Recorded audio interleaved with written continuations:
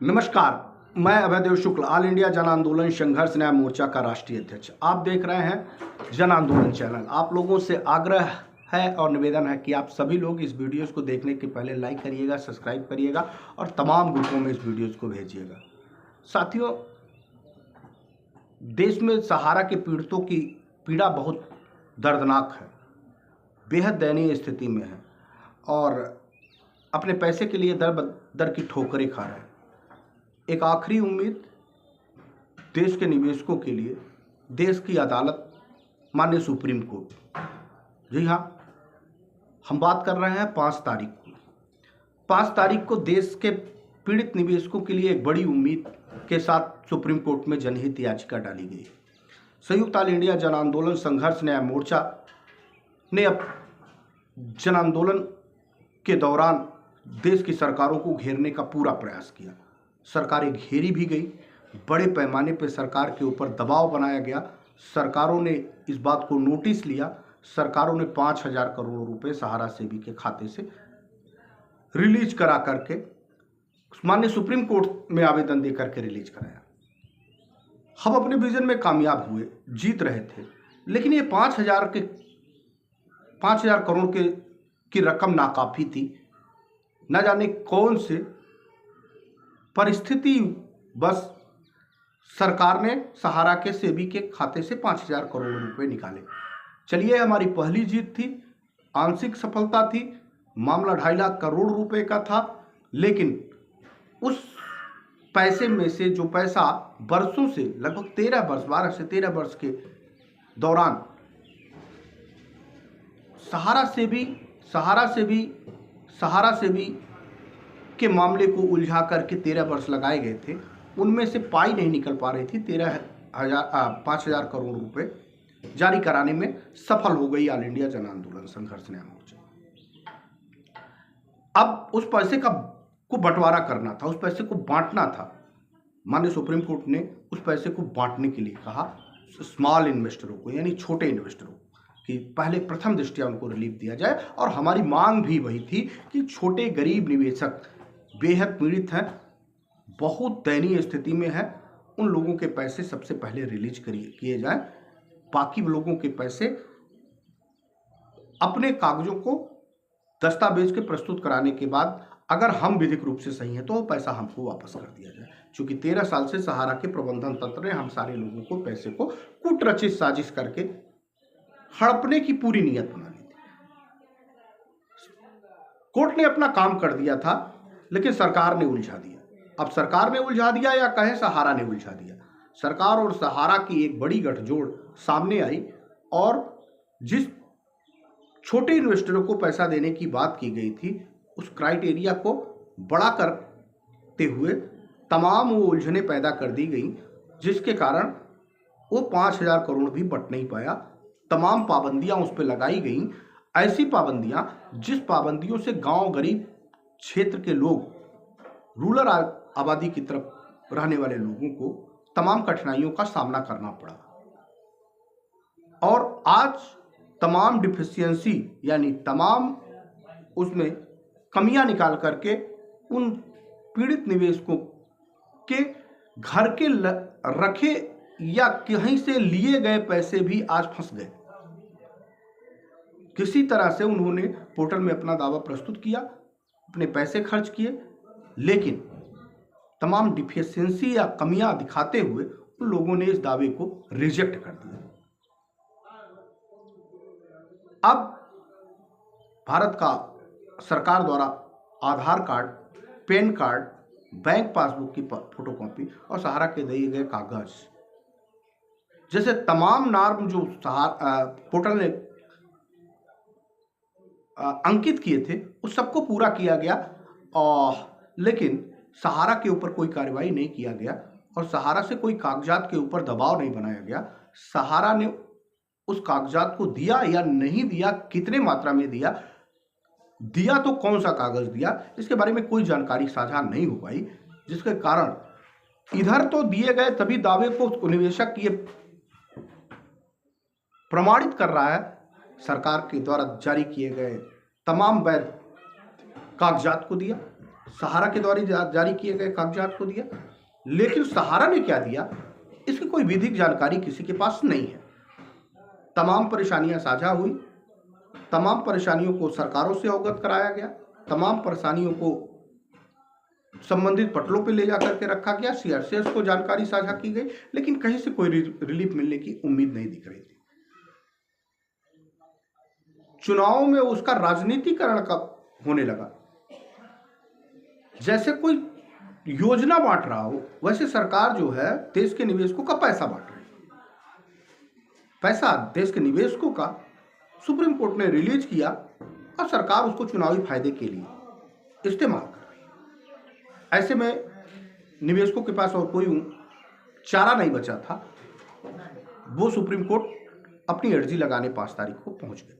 अर्जी लगाई और 5 तारीख को माननीय सुप्रीम कोर्ट में चीफ जस्टिस महोदय के ही बेंच पे हमारी सुनवाई का डेट आ गया। और अब वो माननीय चीफ जस्टिस महोदय जस्टिस संजीव खन्ना और संजय कुमार के बेंच पे गई है और पहले ही पहर में 6वें नंबर पे वो प्रस्तुत की गई है। और मुझे लगता है कि बहुत बड़े कोई मामले नहीं होंगे, तो बहुत जल्दी ही हम लोगों की सुनवाई होगी और वहाँ से हम सभी लोगों की एक उम्मीद बंधी है कि कोर्ट हम लोगों के साथ न्याय करेगा, 13 करोड़ इन्वेस्टरों के बारे में सोचेगा और सहारा के प्रबंधन तत्व और सरकारों से सवाल जवाब करेगा। अब माननीय कोर्ट के ऊपर यह तय करता है कि कोर्ट हमको नोटिस में लेता है, गरीबों की बात सुनता है या गरीबों को मरने के लिए छोड़ देता है। ऑल इंडिया जन आंदोलन संघर्ष न्याय मोर्चा ने अपने तमाम कागजात को वहां पे पेश कर दिया है। एडमिट होकर के नोटिस होने के लिए खड़ी है पीआईएल, देश की जनहित याचिका है। अब मैं आप लोगों से विनती ये करूंगा कि हम यानी हमारे तमाम साथी पूरी मेहनत करके सुप्रीम कोर्ट के पटल पे ये बात पहुंचा दी है। निश्चित तौर पे करोड़ों लोगों की बातें हैं, तो लाखों लोग उसमें एडमिट होने बहुत जरूरी है। उसकी प्रकृति, उसके स्वरूप के आधार पे ही आपको निर्णय मिलने हैं। अगर हम ये बताने में कामयाब नहीं हो पाए, ये बोलने में कामयाब नहीं हो पाए, ये अपना पक्ष रखने में कामयाब नहीं हो पाए कि लाखों लोग इस पिटीशन में शामिल हैं, तो उसकी प्रकृति, उसकी गंभीरता समाप्त हो जाएगी और ये कार्यवाही से बाहर हो जाएगी। क्या आप चाहते हैं कि इस पैसे का भुगतान ना हो? क्या आप चाहते हैं कि हम तिल तिल के मरे? क्या आप चाहते हैं गरीबों को न्याय ना मिल पाए? क्या आप चाहते हैं कि हमारे पैसे का भुगतान संपूर्ण ब्याज सहित ना हो? अगर ये सब नहीं चाहते हैं तो मेरा आपसे हाथ जोड़ करके निवेदन कि एक इंसान जो आपके लिए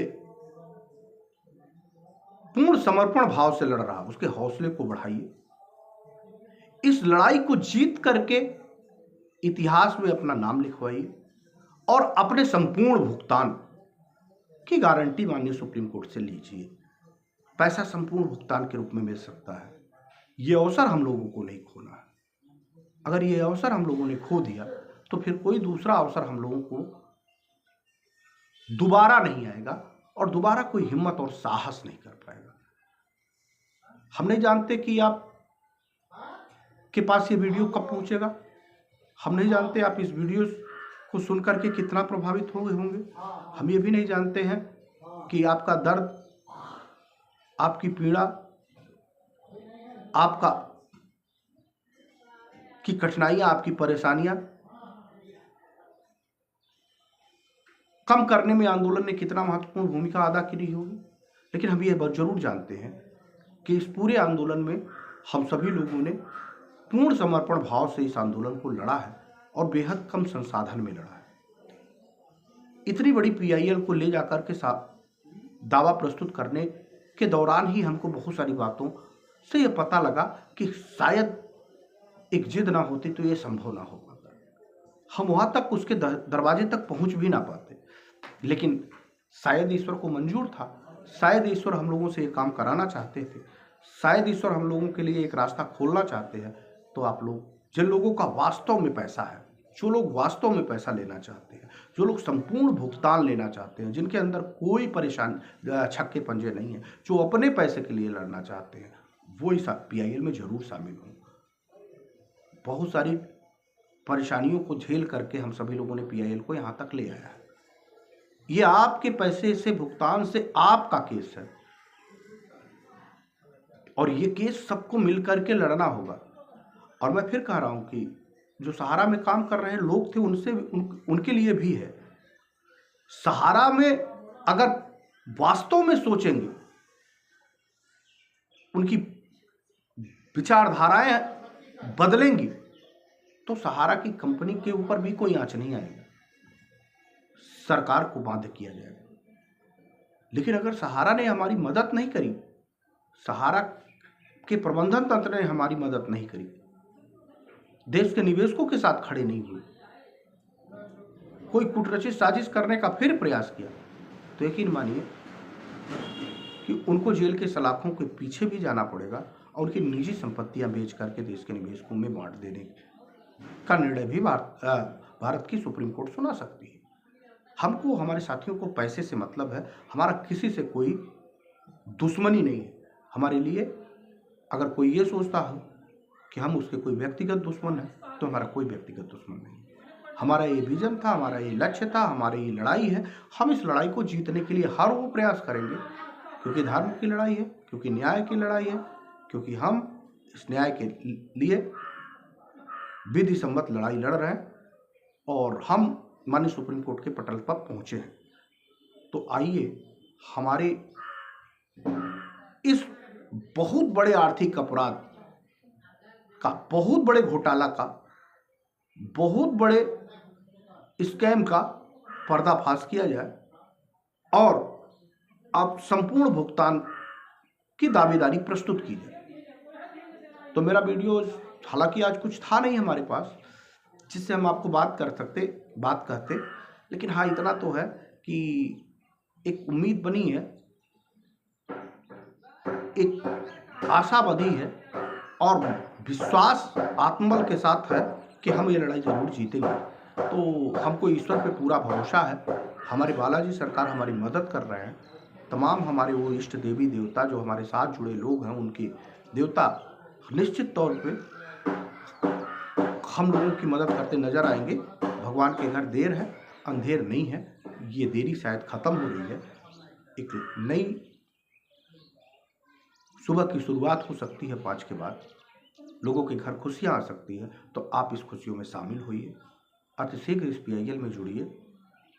तमाम फॉर्मेलिटीज आपके पास पहुंच चुके हैं, तमाम जानकारियां हम लोगों ने साझा की हैं। बहुत साधारण वो चीज़, सामान्य इंसान सुप्रीम कोर्ट के पे कदम नहीं रख सकता था, वो ऐसे साधारण तरीके से सुप्रीम कोर्ट पहुंच सकते हैं। बस उनको अपने महज कागज को देने हैं, आधार कार्ड और पैन कार्ड देने हैं। मामूली सा, बहुत मामूली सा शुल्क है जो वकीलों को देना है, उसको हमने सब में कंट्रीब्यूट कर दिया है। वो थोड़ी सी मामूली सी रकम, चूँकि इस आंदोलन को लड़ने के लिए, इस PIL को लड़ने के लिए वकीलों के पैनल को खड़ा करना बहुत ज़रूरी है। अगर ये पैसा नहीं रहेगा तो हम वकीलों को फीस नहीं दे पाएंगे। तो इस फीस के लिए हमारी मदद करिए। और ये आपका ही केस है और महज कुछ ही चंद पैसे में आप सुप्रीम कोर्ट में आप पिटिशनर होने का मौका मिलेगा। आज जुड़ गए तो संपूर्ण भुगतान पा लेंगे। इसी के साथ मैं अपनी बात को आज समाप्त करता हूं और आप लोगों से आग्रह करता हूं कि ये वीडियो अगर आपके पास पहुंची है, आपको वीडियो में थोड़ी सी बात मेरी समझ में आई है, तो आप अपने अगल बगल के ग्रुपों में इसको शेयर करिएगा, तमाम व्हाट्सएप ग्रुपों में शेयर करिएगा, सोशल साइटों पर शेयर करिएगा और हर व्यक्ति से निवेदन करिएगा कि सुप्रीम कोर्ट में जो PIL लगी है जनता की, उस जनहित याचिका में आप शामिल होइए। आपका संपूर्ण भुगतान के रास्ते सुलभ हो जाएंगे। धन्यवाद। जय हिंद। वंदे मातरम।